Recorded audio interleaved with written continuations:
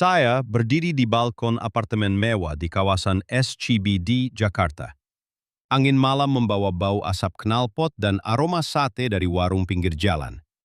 Di tangan saya, secangkir kopi hitam pahit. Di kepala saya, angka itu terus berputar. 950.000 pasukan cadangan siap dalam 72 jam. Lucu sekali. Saya tertawa kecil sambil menggelengkan kepala. Kim Min Jun, 42 tahun, Kepala Divisi Logistik Asia Tenggara untuk Hanjin Global. Sudah 10 tahun saya mengurus rantai pasok dari Incheon sampai Singapura. Saya tahu persis apa arti angka besar. Angka harus didukung sistem. Sistem harus didukung disiplin. Dan Indonesia? Saya sudah terlalu sering melihatnya. Jam karet. Rapat yang molor 3 jam. Dokumen yang hilang. Sopir yang datang 2 jam terlambat dengan alasan, "Macet, Pak." Semua itu saya catat dalam laporan internal. Potensi tinggi, eksekusi rendah.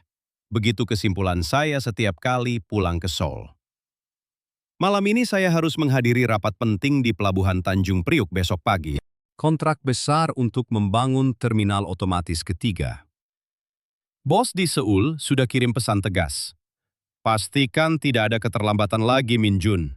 Kita tidak punya waktu untuk jam karet. Saya buka laptop, memeriksa jadwal penerbangan pulang. Tiket bisnis kelas Jakarta Incheon sudah di tangan. 3 hari lagi saya harus kembali ke kantor pusat. Anak saya di Seoul sedang ujian akhir semester. Istri saya sudah pesan tempat makan malam keluarga. Semua teratur. Seperti jarum jam Swiss yang saya pakai di pergelangan tangan kiri. Tiba-tiba ponsel bergetar. Pesan dari Rina. "Kamu sudah makan malam? Besok saya antar kamu ke Priuk. Ada yang ingin saya tunjukkan di sana." Rina. Insinyur struktural berusia 38 tahun, ibu dari seorang anak perempuan berusia 9 tahun. Kami bertemu saat proyek IKN tahap awal. Dia pintar, tenang, dan selalu tersenyum meski saya sering mengomel tentang keterlambatan. Entah kenapa, saya tidak bisa menolak undangannya. Saya balas singkat, "Sudah, besok jam 7 di lobi." Saya tutup laptop. Sebelum tidur, saya buka berita cepat. Ada latihan militer besar-besaran di Jawa Tengah minggu lalu. Komando Cadangan, Komcat. Saya baca sekilas, lalu tertawa lagi. 950.000 orang. Dari mana mereka dapat orang sebanyak itu? Dari desa-desa? Dari pasar? Dari warung kopi? Lucu. Saya matikan lampu. Di kegelapan, jarum jam Swiss saya berdetak pelan. Tik-tak, tik-tak. Tepat sekali, seperti hidup saya. Besok pagi, saya akan melihat pelabuhan. Besok sore, saya akan terbang pulang. Semua akan tetap teratur. Saya tidak tahu, dalam waktu kurang dari 48 jam, seluruh dunia saya akan retak. Dan retakan pertama itu bernama gempa. Pagi itu langit Jakarta masih biru cerah. Saya turun ke lobi hotel tepat jam 6.59. Rina sudah menunggu di depan mobil dinas berwarna putih. Rambutnya diikat rapi, kacamata hitam menutupi mata yang selalu penuh perhitungan. "Pagi, Pak Min Jun, siap?" "Saya selalu siap," jawab saya sambil naik ke kursi penumpang. Mobil meluncur ke arah utara. Jalan tol masih lengang. Rina menyalakan radio pelan. Berita pagi membahas latihan Komcat di beberapa provinsi. Saya mendengarkan sambil tersenyum tipis. "Rina, kamu percaya dengan angka itu? 950.000 pasukan cadangan siap dalam 72 jam. Dia melirik saya sekilas. "Kenapa tidak percaya?" "Saya dari Korea. Di sana, cadangan berarti orang yang sudah dilatih bertahun-tahun. Bukan orang desa yang baru pegang senjata sekali setahun. Bagaimana Indonesia bisa?" Rina tidak langsung jawab. Dia hanya mengangkat bahu ringan. "Kamu akan lihat sendiri nanti." Kami tiba di Pelabuhan Tanjung Priuk tepat jam 8:15. Kontainer menjulang tinggi seperti gunung besi. Kran bergerak lambat. Suara klakson truk bercampur teriakan pekerja. Bau solar dan laut menyatu. Seorang perwira TNI AL menyambut kami di ruang rapat. Namanya Kolonel Haris. Tubuhnya tegap, suaranya tenang. Selamat datang Pak Minjun. Hari ini kita bahas terminal baru. Tapi sebelumnya, ada yang ingin saya tunjukkan. Dia membawa kami ke sebuah ruangan kecil di belakang. Di dinding tergantung peta besar Indonesia. Titik-titik merah tersebar di setiap pulau. Kolonel Haris menekan tombol. Layar menyala. Ini sistem pertahanan semesta. Setiap desa punya daftar cadangan. Petani, guru, nelayan, bahkan ibu rumah tangga yang sudah ikut pelatihan dasar. Total 950.000 orang siap dikerahkan dalam waktu singkat. Saya menyilangkan tangan. Dalam 72 jam. Maaf, Kolonel. Saya hormati. Tapi di Korea kami butuh berbulan-bulan untuk mobilisasi skala itu. Kolonel Haris tersenyum. Bukan senyum mengejek. Senyum orang yang sudah terbiasa mendengar keraguan. Kami tidak perlu bulan. Kami punya desa. Kami punya RT RW. Kami punya gotong royong. Saya hampir tertawa. Gotong royong. Kata itu selalu muncul di setiap presentasi proyek, seperti mantra. Saya anggap itu hanya cara halus untuk bilang, kami suka molor. Rina berdiri di samping saya. Dia tidak bicara banyak, hanya sesekali mengangguk saat kolonel menjelaskan jalur logistik darurat. Setelah rapat, kami jalan-jalan di dermaga. Rina menunjuk sebuah kapal barang besar. Itu kapal yang akan bawa material untuk IKN. Kamu tahu Minjun, anak saya suka gambar kapal. Dia bilang suatu hari nanti dia mau bikin kapal sendiri. Saya melihat wajah Rina. Ada kelembutan di sana yang jarang saya lihat di kantor Seoul. Anak perempuan 9 tahun. Ayahnya sudah tiada sejak 3 tahun lalu karena kecelakaan kerja. Rina membesarkan anaknya sendirian sambil tetap bekerja di proyek nasional. Tiba-tiba ponsel saya berdering. Bos dari Seoul. Minjun, kontrak sudah ditandatangani. Tapi ingat, kalau ada keterlambatan lagi, kita tarik investasi. Kamu harus pastikan semuanya on time. Saya jawab tegas, "Iya Pak, saya jamin." Sore harinya, Rina mengajak saya makan di sebuah warung kecil dekat pelabuhan. Kami duduk di bangku kayu.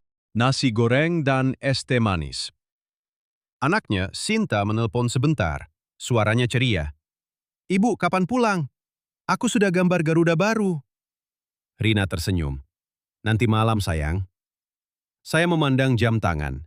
Jarumnya masih bergerak tepat. Tapi entah kenapa, detaknya terasa sedikit berbeda hari ini. Malam itu, saya kembali ke hotel dengan perasaan aneh. Besok, saya akan terbang pulang. Semua sudah terjadwal. Saya tidak tahu, besok pagi pukul 04.17, bumi akan bergetar hebat di lepas pantai Sumatera. Dan 72 jam yang saya anggap mustahil akan dimulai. Pukul 04.17 pagi, lantai hotel bergoyang. Saya terbangun dengan jantung berdegup kencang.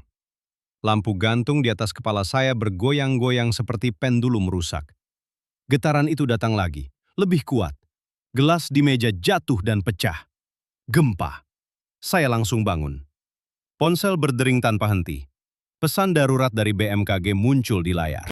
Magnitudo 7.8. Epicentrum di lepas pantai Sumatera Barat. Tsunami kecil mungkin menyusul di beberapa pantai. Saya pakai baju cepat. Tas koper sudah siap sejak kemarin. Tiket penerbangan saya jam 10 pagi. Saya harus ke bandara sekarang. Semua harus on time. Seperti biasa. Di lobi hotel, orang-orang berlarian. Beberapa tamu asing berteriak dalam bahasa Inggris. Staf hotel berusaha tenang. Saya lihat Rina menelpon. Wajahnya pucat tapi suaranya tegas. "Minjun, kamu baik-baik saja? Sinta aman di rumah neneknya. Tapi pelabuhan, kita harus cek." "Saya harus pulang," jawab saya. "Pesawat saya jam 10. Ini bukan urusan saya." Rina mengangguk pelan.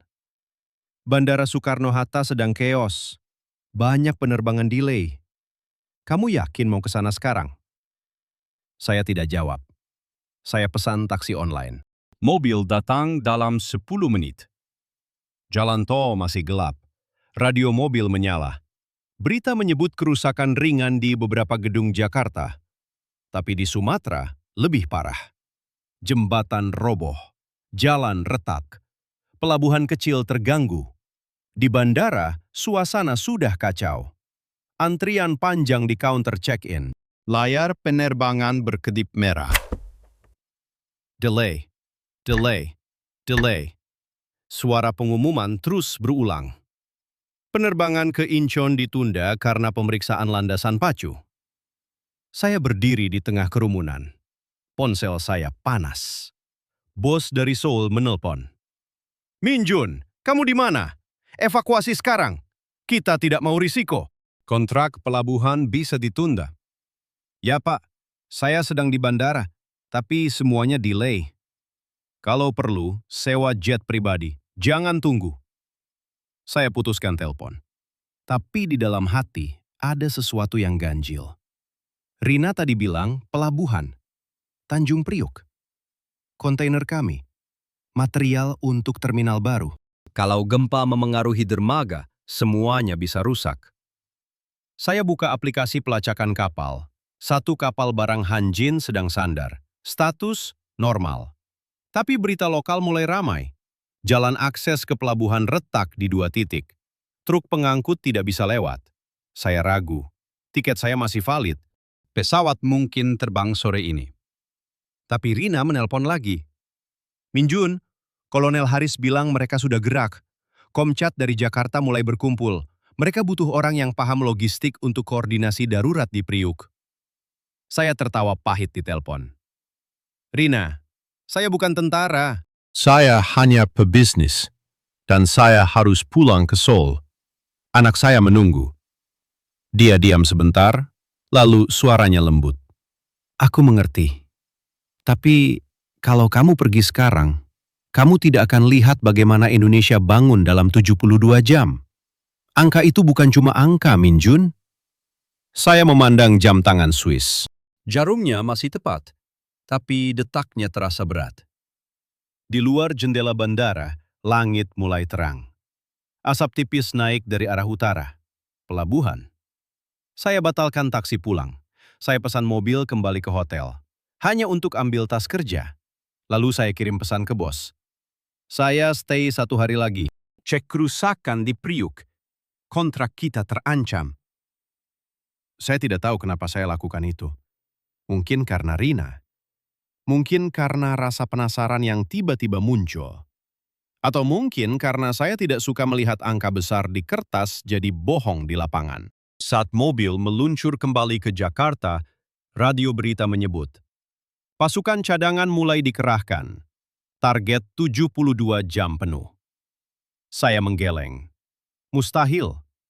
Tapi retakan pertama di dinding keyakinan saya sudah muncul. Dan itu baru permulaan. Saya tiba di pelabuhan Tanjung Priuk pukul 6 pagi. Matahari baru muncul, tapi udara sudah terasa berat. Asap tipis naik dari arah dermaga. Jalan akses retak di 2 tempat. Truk-truk parkir sembarangan. Beberapa kontainer miring. Rina berdiri di samping saya. Wajahnya tegang.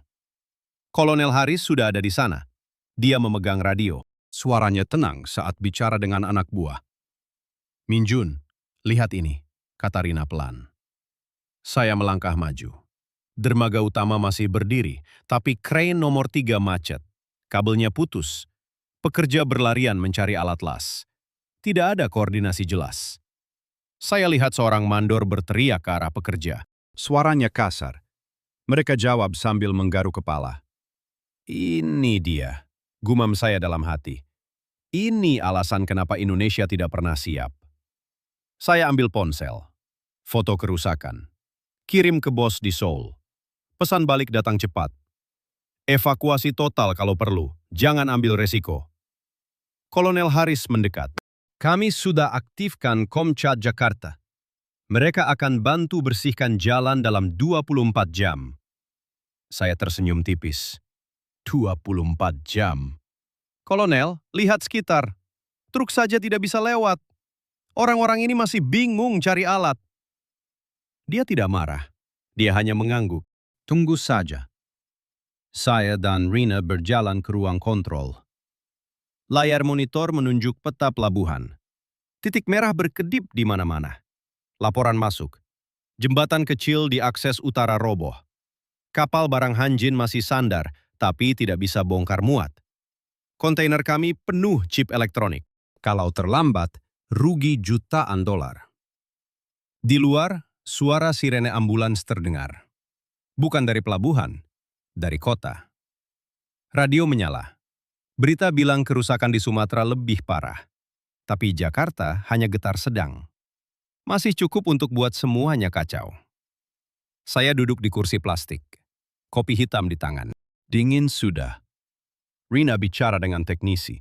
Mereka bahas rencana darurat. Kata-kata seperti gotong royong dan cadangan lokal muncul lagi. Saya hampir tertawa. Gotong royong? Ini pelabuhan internasional, bukan pasar desa. Pukul 10 pagi, sekelompok pria datang. Seragam Komcat. Kaos hijau pudar. Beberapa bawa helm bekas. Mereka turun dari bus tua. Tidak rapi. Beberapa masih pakai sandal jepit. Saya lihat mereka angkat kayu dan besi. Bukan dengan disiplin militer, tapi dengan obrolan santai, seperti kerja bakti kampung. Ini pasukan cadangan? Tanya saya ke Rina. Suara saya penuh ejekan. Dia mengangguk. Mereka dari wilayah sekitar, baru diaktifkan 4 jam lalu. Saya amati mereka bekerja. Lambat. Banyak bicara. Satu orang berhenti untuk merokok. Yang lain tertawa. Saya goyang kepala. Lihat itu. Ini bukti. 950.000 orang. Kalau begini caranya, butuh 950 hari, bukan 72 jam. Siang hari, panas menyengat. Jalan masih macet. Truk pengangkut bantuan dari gudang darurat terjebak. Sopir berdebat dengan polisi. Tidak ada yang mengatur lalu lintas dengan benar. Saya kirim update ke Seoul. Chaos total. Saran tarik investasi sementara. Bos balas, stay safe. Kalau tidak membaik dalam 24 jam, pulang. Saya pandang jam tangan Swiss. Jarumnya masih tepat. Tapi detaknya terasa ironis sekarang. Di sekitar saya, pelabuhan yang saya anggap modern ini terlihat seperti pasar malam rusak. Malam mulai turun. Lampu darurat menyala. Komcat masih bekerja. Lambat, tapi mereka tidak berhenti. Saya duduk di mobil, lelah. Rina bawa makanan dari warung, nasi bungkus. Besok pagi akan lebih baik, katanya. Saya tidak jawab. Dalam hati saya bilang, besok pagi akan sama saja. Ini Indonesia. Saya tidak tahu, di balik kegelapan, ribuan bayangan lain sudah mulai bergerak dari pulau-pulau jauh. Dan 24 jam pertama ini baru retakan kecil. Pagi kedua setelah gempa. Jam menunjukkan pukul 7 lewat. Saya berdiri di atap gudang pelabuhan. Kacamata hitam menutupi mata yang lelah. Udara masih berbau solar dan debu. Rina datang membawa termoskopi. Minjun, lihat ke langit. Saya angkat kepala. Suara mesin pesawat terdengar jauh. Bukan satu. 3 pesawat kargo militer mendekat. Mereka mendarat di bandara kecil dekat Priuk. Pintu belakang terbuka. Ratusan pria turun. Seragam Komcat. Tas ransel besar. Beberapa bawa peralatan berat. Siapa mereka? Tanya saya. Dari Kalimantan, jawab Kolonel Haris yang tiba-tiba muncul di samping kami. Dan yang berikut dari Sulawesi. Papua akan datang malam ini. Saya diam. Kalimantan butuh berapa jam terbang? 8 jam. Sulawesi 6 jam. Mereka bergerak cepat. Terlalu cepat untuk ukuran saya. Di dermaga, crane yang kemarin macet sudah bergerak lagi. Pekerja Komcat dari luar pulau angkat besi. Mereka tidak banyak bicara. Tangan mereka kasar, mata mereka fokus. Satu kelompok membersihkan jalan retak dengan cepat. Truk yang kemarin terjebak sekarang lewat lancar. Saya turun ke bawah. Kontainer Hanjin kami mulai dibongkar. Chip elektronik yang hampir rusak karena panas kini dipindah ke gudang darurat. Supir truk lokal berkoordinasi dengan tentara cadangan. Tidak ada teriakan. Tidak ada dorong-mendorong. Bagaimana bisa, gumam saya. Rina tersenyum tipis. Mereka sudah dilatih. Setiap desa punya daftar. Begitu sinyal darurat berbunyi, mereka gerak. Saya lihat seorang pria berusia 50 tahun. Dia nelayan dari Papua. Seragamnya masih baru. Dia angkat kotak berat tanpa keluh. Di sampingnya, seorang guru dari Kalimantan mengarahkan forklift. Mereka bekerja seperti sudah kenal lama. Ponsel saya bergetar. Bos dari Seoul. Minjun, update sekarang. Kondisi pelabuhan. Saya foto dermaga yang mulai hidup. Kirim, balas. Mulai membaik, tapi masih chaos. Padahal dalam hati saya ragu. Chaos. Yang saya lihat sekarang adalah ritme. Lambat tapi pasti. Bukan seperti Seoul yang presisi, tapi efektif. Siang hari, pesawat keempat mendarat. Dari Maluku. Lebih banyak lagi. Mereka langsung dibagi tugas. Sebagian perbaiki jembatan akses. Sebagian bantu distribusi air bersih ke pekerja pelabuhan. Tidak ada antrean panjang, tidak ada rebutan makanan. Saya duduk di kursi plastik dekat ruang kontrol. Jam Swiss di tangan saya berdetak. Tik-tak, tik-tak. Sudah 36 jam sejak gempa. Saya hitung dalam kepala. Kalau begini, dalam 72 jam pelabuhan bisa normal. Tapi itu mustahil, saya ulang dalam hati. Mustahil. Rina duduk di samping. Dia pegang foto Sinta di ponsel. Anak saya tadi telepon. Dia bilang Garuda di gambarnya sekarang terbang lebih tinggi. Saya pandang wajahnya. Ada kebanggaan di sana. Bukan sombong, hanya tenang. Seperti orang yang tahu sesuatu yang saya belum paham. Malam mulai turun lagi. Lampu pelabuhan menyala terang. Suara mesin kapal kembali normal. Kapal Hanjin kami sudah setengah kosong. Barang selamat. Saya berdiri di dermaga. Angin laut bertiup. Saya pegang jam tangan. Jarumnya masih tepat. Tapi detaknya terasa asing sekarang. Dari mana datang kekuatan ini? Dari desa-desa yang saya anggap lambat? Dari orang-orang yang saya ejek dengan jam karet? Hoang Mang mulai merayap di dada saya. Bukan ketakutan, bukan marah. Hanya pertanyaan yang tak terjawab. Dan masih ada 24 jam lagi sebelum angka 72 itu terpenuhi. Saya tidak siap melihat apa yang akan terjadi selanjutnya. Pukul 5 pagi hari ketiga. Saya berdiri di dermaga utama. Kabut tipis masih menyelimuti laut. Tapi pelabuhan sudah hidup seperti sarang lebah raksasa. Rina datang dengan mata yang belum tidur. Minjun, mereka sudah datang. Ribuan. Saya pandang ke arah gerbang masuk. Bus-bus tua berbaris panjang. Dari dalam turun orang-orang biasa. Petani dari Jawa Tengah. Guru dari Sumatera Utara. Ibu rumah tangga dari Sulawesi Selatan. Semuanya pakai seragam komcad sederhana. Kaos hijau, celana kargo. Beberapa masih bawa kerudung atau peci. Mereka bukan tentara, tapi mereka bergerak.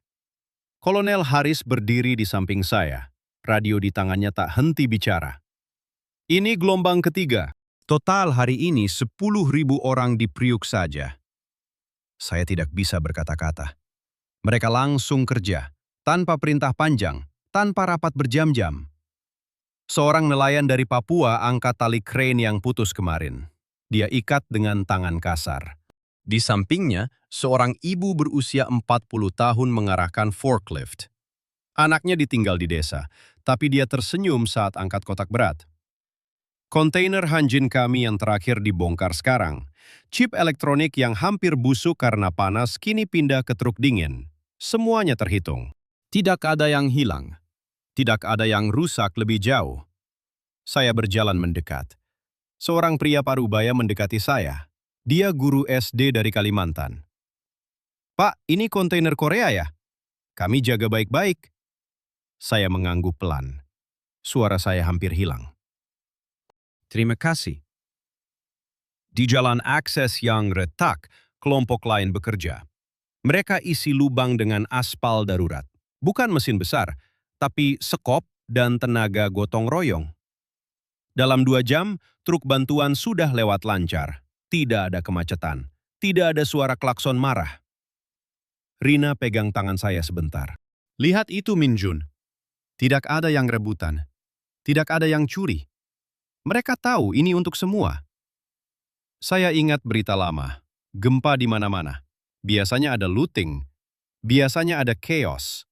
Tapi di sini, orang-orang biasa ini bagikan air mineral, mie instan, obat-obatan ke pekerja pelabuhan. Rapi, tertib. Seperti sudah latihan puluhan kali. Ponsel saya berdering. Bos dari Seoul. Suaranya tegang. Min Jun, kami dengar pelabuhan hampir normal. Bagaimana bisa dalam waktu sesingkat ini? Saya diam lama. Lalu jawab dengan suara yang asing di telinga sendiri. Mereka Komcat. Ribuan orang biasa. Mereka datang dari pulau-pulau dan mereka kerja tanpa henti. Bos tertawa kaget. Kamu bercanda? Indonesia? Saya tidak jawab. Saya pandang jam Swiss di tangan. Jarumnya masih tepat. Tapi sekarang saya sadar, detak itu terlalu kaku, terlalu dingin. Di depan mata saya, seorang ibu rumah tangga Komcat bagi nasi bungkus ke supir truk. Anak kecil di kampungnya menunggu, tapi dia di sini, menyelamatkan rantai pasok saya. Huang Mang naik ke tenggorokan. Bukan karena takut gempa, tapi karena saya salah total. Saya ejek jam karet. Saya ejek gotong royong. Saya bilang mereka tidak mungkin siap. Sekarang, 72 jam hampir penuh. Pelabuhan hidup, barang selamat, jalan terbuka. Dan tidak ada satu pun laporan kericuhan. Saya duduk di bangku kayu dekat dermaga. Tangan saya gemetar pegang kopi. Rina duduk di samping. Dia tidak bicara. Hanya diam bersama. Di dalam dada saya, dinding lama retak besar. Bukan retak kecil lagi. Ini retak yang membuat seluruh bangunan keyakinan saya goyah. Dan saya mulai merasa sesuatu yang aneh. Sesuatu seperti terima kasih yang dalam. Terima kasih yang tidak bisa diucapkan dengan kata-kata soul yang rapi. Masih ada beberapa jam lagi sebelum angka 72 itu resmi. Tapi saya sudah tahu, saya kalah. Pukul 60 jam setelah gempa, saya berdiri di dermaga utama. Hujan deras turun tiba-tiba. Angin kencang dari laut. Crane nomor 2 berderit keras.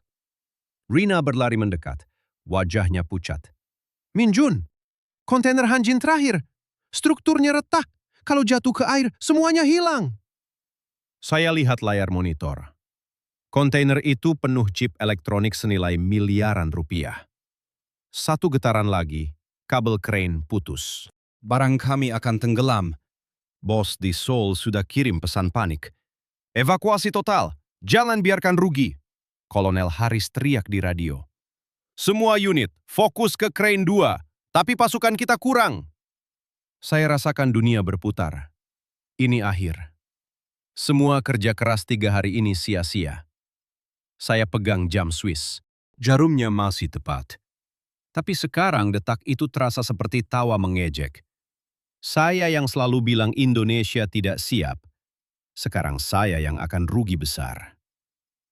Hujan makin deras. Pekerja berlarian. Beberapa Komcat lokal coba ikat tali tambahan. Tapi angin terlalu kuat. Kontainer bergoyang. Satu sudut sudah miring. Saya berteriak ke Rina. Ini mustahil. Kita butuh crane cadangan. Tapi dari mana? Dalam 2 jam lagi. Tiba-tiba sirene kapal terdengar. Dari laut. Sebuah kapal angkut kecil mendekat cepat. Lampu sorotnya menyala terang. Di dek, ratusan pria berdiri rapat. Seragam Komcat basah kuyup. Mereka dari Papua. Kolonel Haris tersenyum lebar. Mereka datang. Tujuan akhir dari Sorong. terbang 18 jam non-stop, lalu naik kapal darurat. Saya tidak percaya. Papua, pulau terjauh. Mereka tiba tepat waktu. Mereka lompat ke dermaga. Tidak ada kata sambutan panjang. Langsung kerja. Seorang sersan berbadan besar pegang radio. Suaranya tegas. Pasukan Papua siap. Ikat crane. Angkat kontainer.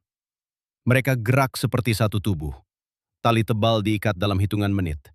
Forklift dari Papua dorong penyangga besi. Hujan deras tidak hentikan mereka. Mereka angkat, dorong, ikat. Kontainer kembali stabil. Chip elektronik selamat. Saya berdiri di bawah hujan. Air mata campur hujan di pipi. Saya suka menangis. Tidak pernah. Tapi sekarang dada saya sesak. Saya yang ejek mereka. Saya yang bilang Papua terlalu jauh. Saya yang bilang cadangan hanya omong kosong. Seorang prajurit Papua mendekat. Dia beri saya handuk kecil. Pak, ini untuk Anda. Barang Korea selamat. Kami jaga. Suaranya sederhana. Matanya lelah tapi bangga. Saya ambil handuk. Tangan saya gemetar. Terima kasih. Dari hati. Rina peluk saya pelan. Lihat Min Jun. Jam hampir selesai. Mereka datang dari ujung negeri. Bukan karena uang. Bukan karena paksa. Karena ini tanah air. Saya pandang jam Swiss. Jarumnya berhenti sejenak di pikiran saya. 72 jam. Angka yang saya tertawakan. Sekarang, angka itu selamatkan perusahaan saya. Selamatkan reputasi saya. Di dalam dada, dinding terakhir runtuh. Bukan retak lagi, runtuh total. Saya merasa kecil, sangat kecil, tapi juga penuh. Penuh dengan sesuatu yang baru, sesuatu seperti hormat. Hormat yang dalam ke tulang. Hujan reda sedikit. Pelabuhan kembali tenang. Kontainer Hanjin aman. Kapal Papua sandar. Mereka istirahat sebentar, tapi senyum mereka lebar. Saya duduk di bangku basah. Air mata masih jatuh. Bukan sedih, bukan marah. Hanya terima kasih. Terima kasih yang tidak bisa dijelaskan dengan laporan bisnis Seoul. 72 jam. Mereka lakukan. Dan saya hampir hancur karena itu. Hujan sudah reda sepenuhnya. Malam hari ketiga. Pelabuhan Tanjung Priuk kembali tenang. Lampu sorot menyinari dermaga yang basah. Saya duduk sendirian di pinggir laut. Di tangan kiri, jam Swiss lama saya pegang erat. Jarumnya masih berdetak tepat. Tapi malam ini, detak itu terasa kosong. Saya ambil dari saku sebuah benda kecil. Kayu hitam mengkilap. Sebuah jam saku sederhana yang diberikan Kolonel Haris tadi sore. Motif Garuda diukir halus di tutupnya. Kayu dari pohon cendana Papua. Jarumnya tidak sepresisi Swiss, tapi detaknya mengikuti irama yang berbeda. Lebih lambat. Lebih dalam. Seperti napas pulau-pulau. Saya buka tutupnya. Di dalam ada tulisan kecil. Waktu Indonesia bukan lambat. Waktu Indonesia adalah waktu yang menyatukan. Saya pandang ke arah kapal Papua yang masih sandar. Lampu kecil menyala di dek. Beberapa prajurit Komcat duduk melingkar. Mereka bagi rokok dan cerita. Suara tawa pelan terdengar. Mereka baru saja selamatkan kontainer saya. Mereka baru saja terbang 18 jam dari Sorong, lalu naik kapal darurat melewati ombak tinggi. Bukan karena gaji besar, bukan karena perintah paksa, hanya karena panggilan. Saya ingat wajah prajurit tadi. Kulit hitam legam, rambut keriting, senyum lebar meski tubuhnya lelah. Dia bilang namanya Yonas. Kami dari desa di pegunungan Papua. Setiap tahun kami latihan di lapangan desa. Pakai bambu sebagai senjata. Tapi kami tahu, kalau tanah air butuh, kami datang. Saya tutup mata. Gambar lama muncul. Saya di Seoul, rapat dengan bos, tertawa saat dengar angka 950.000. Saya bilang itu omong kosong. Saya bilang Indonesia hanya pandai bicara, Saya bilang, jam karet tidak bisa bawa hasil. Sekarang, Jam Swiss di tangan kiri terasa berat, dingin, asing. Jam kayu Garuda di tangan kanan terasa hangat, hidup. Rina mendekat pelan. Dia duduk di samping saya. Tidak bicara dulu. Hanya diam bersama angin laut. Min Jun, katanya akhirnya. Kamu lihat sekarang? Bukan mesin. Bukan teknologi mahal. Bukan disiplin kaku seperti di Korea. Kekuatan kami adalah orang-orang. Petani yang tinggalkan sawah, guru yang tinggalkan kelas, ibu yang tinggalkan anak. Mereka datang, mereka satukan tenaga dalam 72 jam. Saya pegang kedua jam itu. Satu tepat, satu tidak. Tapi yang tidak tepat itu selamatkan semuanya. Epiphany datang seperti gelombang pelan, bukan ledakan, hanya cahaya yang masuk pelan ke dada. Saya sadar, saya selama ini salah besar. Saya ukur segalanya dengan penggaris Soul. Waktu harus tepat, orang harus rapi, sistem harus sempurna. Tapi di sini, di Indonesia, kekuatan sejati bukan di kesempurnaan. Kekuatan sejati ada di kemampuan menyatukan ratusan juta orang biasa menjadi satu ketika bumi bergoyang. Bukan karena takut, bukan karena uang, karena rasa memiliki tanah air yang mengalir di darah. Saya bisik pelan. Saya mengerti sekarang. Rina tersenyum. Selamat datang di Indonesia yang sebenarnya. Saya berdiri. Saya buang jam Swiss ke laut pelan. Bukan marah, hanya melepaskan. Saya pasang jam kayu Garuda di pergelangan tangan. Detaknya terasa pas. Seperti jantung baru. Malam itu, untuk pertama kali, saya tidur nyenyak di hotel dekat pelabuhan. Mimpi saya penuh dengan bayangan hijau dari Papua, Kalimantan, Jawa, Sumatera. Semuanya bergerak, semuanya satu. 72 jam sudah lewat, tapi di dalam saya sesuatu baru saja mulai. Pagi hari keempat, matahari terbit cerah di atas Tanjung Priuk. Udara segar setelah hujan semalam. Saya berdiri di ruang rapat kecil dekat dermaga. Jam kayu Garuda di pergelangan tangan berdetak pelan. Rina duduk di samping saya. Kolonel Haris dan tim logistik sudah siap. Saya buka laptop. Video call dengan kantor pusat di Seoul sudah tersambung. Wajah bos saya muncul di layar. Dia tersenyum lebar. Min Jun, bagus sekali. Kontainer selamat. Pelabuhan hampir normal. Kamu hebat. Sekarang pulanglah. Kami sudah siapkan bonus besar. Saya diam sebentar, lalu tarik napas dalam. Pak, saya tidak pulang dulu. Bos mengerutkan dahi. Apa maksudmu? Saya pandang Rina sekilas, lalu bicara tegas tapi tenang. Saya ingin tinggal lebih lama di Indonesia. Minimal 6 bulan. Saya ingin ubah strategi logistik kita di sini. Bos tertawa. Ubah? Kita sudah punya rencana bagus. Terminal otomatis, sistem Korea. Kenapa ubah? Saya putar layar laptop. Tampilkan foto-foto 3 hari terakhir. Komcat dari Papua angkat kontainer. Ibu rumah tangga dari Jawa isi lubang jalan. Guru dari Kalimantan arahkan truk. Ribuan orang biasa bekerja tanpa keos. Lihat ini, Pak. Bukan teknologi mahal yang selamatkan kita. Bukan krain impor, tapi orang-orang ini. Mereka datang dari ujung negeri dalam 72 jam. Mereka kerja dengan gotong royong. Mereka punya sistem yang kita tidak punya di Korea. Pertahanan semesta. Logistik semesta. Bos diam. Matanya menyipit. Kamu serius? Kamu ingin kita ikut model Indonesia? Saya mengangguk. Ya, saya usul kita bangun logistik cadangan di setiap pelabuhan. Libatkan masyarakat lokal. Latih mereka seperti Komcat. Bukan hanya pekerja tetap, tapi ribuan cadangan yang siap gerak saat krisis. Di Tanjung Priuk, di Belawan, di Makassar. Bahkan di IKN nanti. Rina menyela pelan. Kami punya data. Dalam 72 jam kemarin, tidak ada satu kontainer hilang. Tidak ada looting. Efisiensi naik 40% dibanding sistem lama. Saya lanjutkan. Bayangkan, Pak.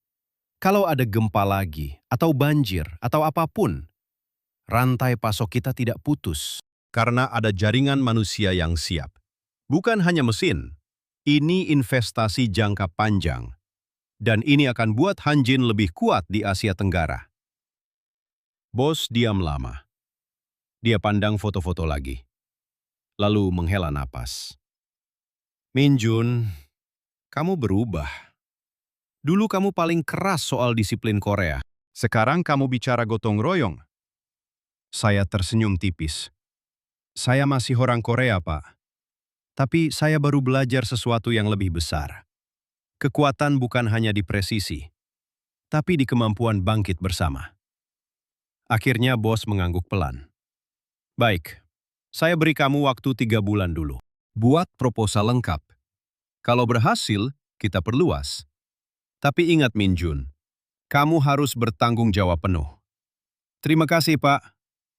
Video call selesai. Saya tutup laptop, Rina pegang tangan saya. Matanya berkaca-kaca. Kamu yakin? Saya pandang jam kayu Garuda. Saya yakin. Saya tidak bisa kembali seperti dulu. Saya sudah lihat yang sebenarnya. Siang itu saya jalan-jalan di pelabuhan. Kontainer Hanjin sudah pindah semua. Truk berlalu lalang lancar. Pekerja lokal dan Komcat masih membersihkan sisa-sisa. Mereka tersenyum saat lewat. Saya balas senyum. Bukan senyum sopan bisnis, senyum sungguhan. Saya kirim pesan ke istri di Seoul. Sayang, saya stay lebih lama. Ada yang harus saya pelajari di sini. Cerita nanti. Malam harinya, saya duduk dengan Kolonel Haris dan Rina. Kami bahas rencana pelatihan logistik cadangan pertama. Saya catat setiap detail. Bukan sebagai konsultan asing, tapi sebagai bagian dari tim. 72 jam itu sudah lewat, tapi keputusan saya baru saja dimulai. Saya tidak lagi orang luar yang meragukan. Saya sekarang orang yang ingin ikut membangun. Pagi cerah di lapangan latihan kecil dekat Tanjung Priok. Udara masih segar. Saya berdiri di tengah barisan. Seragam Komcat hijau sederhana menempel di tubuh. Bukan seragam mewah. Hanya kaos dan celana kargo biasa. Di pergelangan tangan kiri, jam kayu Garuda berdetak pelan. Rina berdiri di samping saya. Dia tersenyum. Sinta, anaknya, duduk di pinggir lapangan sambil gambar Garuda baru. Kolonel Haris memimpin latihan pertama untuk warga sipil Jakarta. Hari ini kami belajar dasar logistik cadangan. Siap? Tanya Kolonel. Saya siap, jawab saya tegas. Kami mulai gerak. Angkat kotak kayu berat. Ikat tali krain palsu. Pindah barang dari satu titik ke titik lain. Tidak ada mesin canggih, hanya tangan dan gotong royong. Saya angkat kotak bersama seorang nelayan lokal. Tubuh saya berkeringat, napas saya tersengal. Tapi saya tidak berhenti. Di sebelah saya, seorang guru SD dari Jakarta ikut angkat. Dia bilang, Pak Min Jun, Anda orang Korea kan? Kok ikut kami? Saya tersenyum. Saya sudah belajar. 72 jam itu bukan mimpi. Itu nyata. Kami lanjut latihan. Simulasi darurat. Bayangkan gempa lagi. Bayangkan pelabuhan macet. Kami bagi tugas. Satu kelompok bersihkan jalan. Satu kelompok angkat barang. Satu kelompok koordinasi radio sederhana. Semuanya bergerak. Lambat, tapi pasti. Seperti 72 jam lalu. Saya pegang jam kayu. Jarumnya tidak tepat seperti Swiss dulu, tapi detaknya pas. Detak yang mengajarkan saya. Saya ingat wajah prajurit Papua, Yonas. Dia kirim pesan kemarin. Pak, kami sudah kembali ke desa, tapi siap datang lagi kapan saja. Saya bisik pelan di tengah latihan. 72 jam mereka lakukan. Dan saya juga akan lakukan. Rina mendekap.